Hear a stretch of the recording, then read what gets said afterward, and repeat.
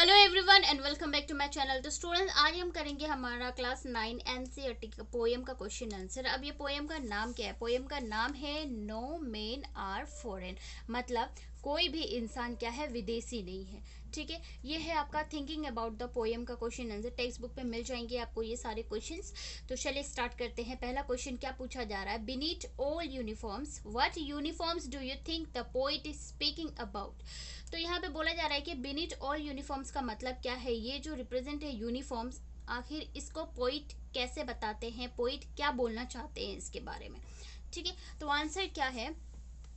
Beneath all uniforms represent a single body breath. Everyone is alike from the inside. Poets speak about the several uniforms that people of several countries wear. Poet tries to convey that all human beings are the same.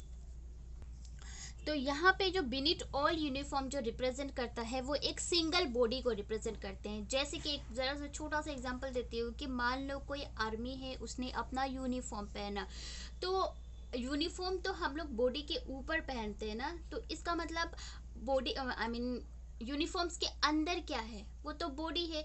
तो आप तो मान लो कि army ने uniform पहना तो उसके अंदर बॉडी है। अब आप डॉक्टर को देखो, डॉक्टर अगर यूनिफॉर्म पहनते हैं तो क्या उसके अंदर बॉडी नहीं है?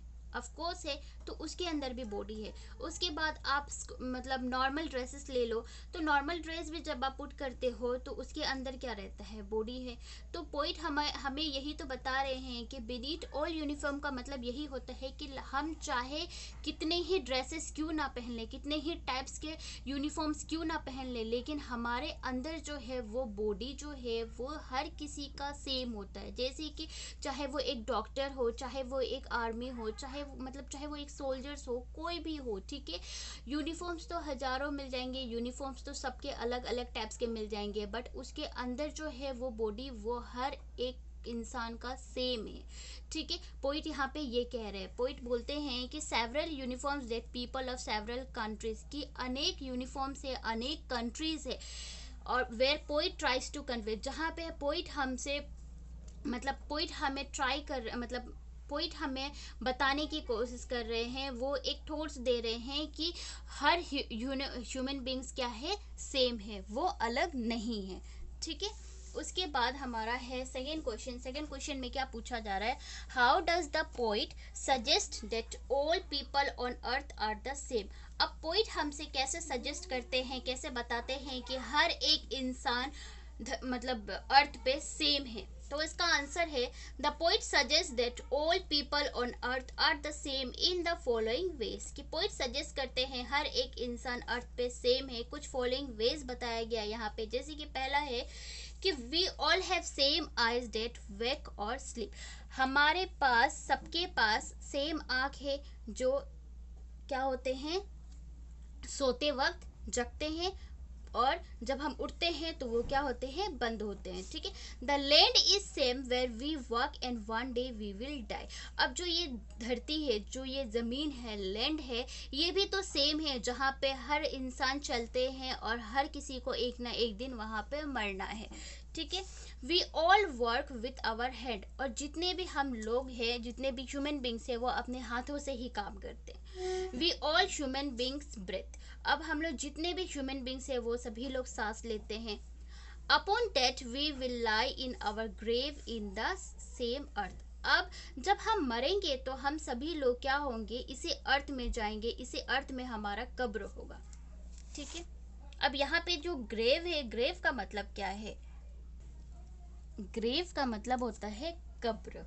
ठीक है, जैसे कि एक ज़रा सा छोटा सा मैं बता देती हूँ, ये वाला कब्र जहाँ पे लोगों को मरने के बाद क्या किया जाता है, दफनाया जाता है। ठीक है, उसके बाद क्वेश्चन नंबर 2 में क्या पूछा जा रहा है? In stanza 1 find 5 ways in which we all are alike, pick out the words. बोला जा रहा है कि स्टेंजा 1 से हमें कुछ ऐसे 5 चीज बताओ जिससे हमें फील हो कि हम लोग सेम है। कुछ ऐसे वर्ड निकालो। ठीक है, तो इसका आंसर है in stanza 1 the 5 ways in which we all are alike are given below. कि स्टेंजा 1 में 5 ऐसे चीज़ें हैं जो यहाँ पे नीचे दिए गए हैं। अब वो क्या है? जैसे कि वी ब्रेथ, हम लोग सभी लोग क्या करते हैं, सांस लेते हैं, यहाँ पे ई छूट गया, ठीक है। वी वॉक, हम सभी लोग चलते हैं।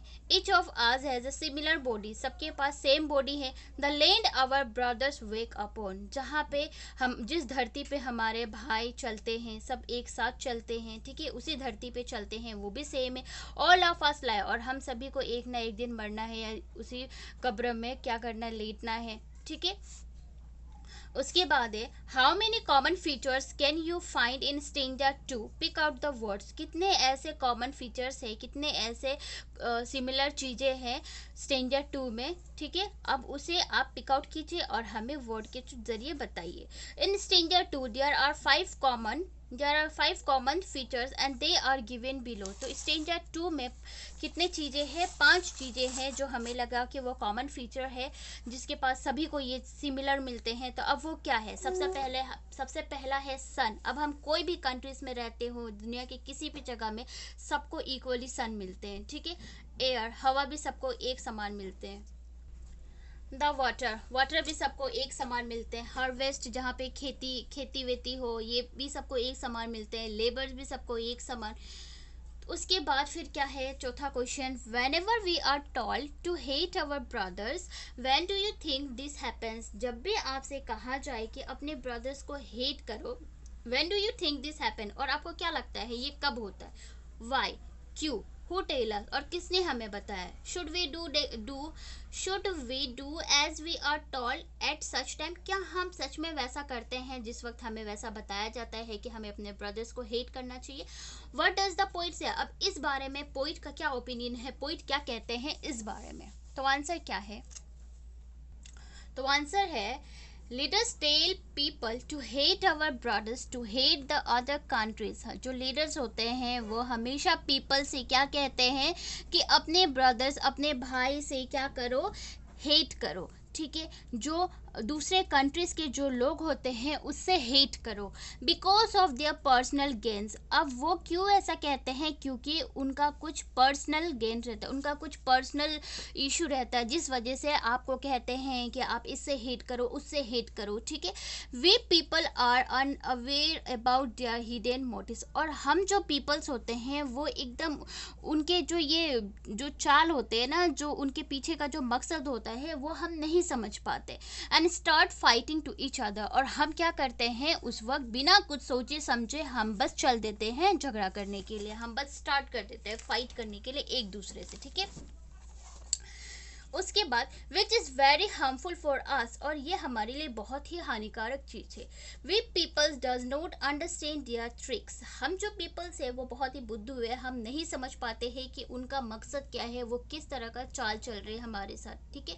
And start hating to each other, और हम बिना कुछ सोचे समझे हम बस एक दूसरे से क्या करते हैं, नफरत करने लगते हैं। अगर हमें कोई आके कह दे कि ये कंट्रीज और ये कंट्रीज के बीच में वार होना चाहिए, हम बिना कुछ सोचे समझे हम मतलब सही रीज़न पे नहीं जाएंगे कि आखिर ऐसा क्या है, वो सच है नहीं है, हम बस चल देते हैं वार करने के लिए, ठीक है। या अगर आप फॉर एग्जांपल एक अपने नाइबर्स को ही ले लो, अगर आपसे कोई कुछ कह दे आके, तो आप तुरंत उससे क्या करने लगोगे, फाइट करने लगोगे बिना उनके रीजंस को जाने, ठीक है। तो जो भी ये चीज़ों को आपको कर रहा है, जो भी आपको ये चीज़ें बता रहा है कि आप इससे फाइट करो, उससे फाइट करो, तो हम उनके मकसद को नहीं समझ पाते हैं, हम उनके हिडन मोटिव्स को नहीं समझ पाते हैं, ठीक है, और बस चल देते हैं फाइट करने के लिए। The poet says that we must work hard and love to each other। अब जो यहाँ इतना जो पैराग्राफ था, यहाँ पे मैंने सिर्फ ये बताया कि हमारे जो पोइट है वो इस मैटर में क्या कहना चाहते हैं, वो क्या कह रहे हैं कि हम लोग ऐसा करते हैं या नहीं करते हैं, ठीक है। अब ये जो पैराग्राफ है लास्ट का 3-4 लाइन, इसमें मैं बता रही हूँ कि पोइट एट लास्ट हमसे क्या कहते हैं, ठीक है, उनका ओपिनियन क्या है, हमें क्या करना चाहिए। The poet says that we must work hard and love to each other. Poet कहते हैं कि हमें हमेशा मेहनत करना चाहिए और एक दूसरे से लव करना चाहिए। फॉर सेविंग अवर अर्थ, तो और हम इससे अपने अर्थ को क्या कर पाएंगे, सेव कर पाएंगे, ठीक है। और अगर हम लव करेंगे तभी हम अपने अर्थ को सेव कर पाएंगे। अब ये कैसे सेव कर पाएंगे, क्योंकि अगर हम कंट्रीज ही लड़ते रहेंगे तो हमारा अर्थ कहाँ से सेफ रहेगा, नहीं रहेगा। जाहिर से बात है, वेपन्स का इस्तेमाल होगा और भी बहुत सारी चीज़ों का इस्तेमाल होगा, जिससे हमारे अर्थ को बहुत ज़्यादा नुकसान होगा। तो अगर हम एक दूसरे से लव करेंगे तो हम इससे हम अपने अर्थ को भी सेफ रख पाएंगे। उसके बाद ही says that if we fight against them we kill and consume our self. तो यहाँ पे बताया गया है कि अगर हम एक दूसरे से ही फाइट करेंगे तो उससे क्या होगा, हम अपने आप को किल करेंगे और अपने आप से ही निंदा करने लगेंगे। ठीक है, तो हमारे पोइट जो यही कहते हैं, no men are no men are foreign के पोएम में यही सारी चीज़ें बताते हैं। पोएम भी मैं एक्सप्लेन कर चुकी हूँ, प्लीज़ आप लोग डिस्क्रिप्शन के लिंक पर जाकर आप लोग उस पोएम को ज़रूर सुने ताकि आप लोगों को क्वेश्चन आंसर में बिल्कुल भी डाउट ना हो। ठीक है, तो इसी के साथ हमारा ये जो क्वेश्चन आंसर का एक्सप्लेनेशन था ये कंप्लीट हुआ। आई होप आप लोगों को समझ में आया हो। कोई भी डाउट हो आप लोग मुझसे कमेंट कर सकते हैं, एंड अगर पसंद आया तो लाइक करें, एंड अगर कुछ कमी लग रहा है तो आप डिसलाइक भी कर सकते हो। Thank you so much.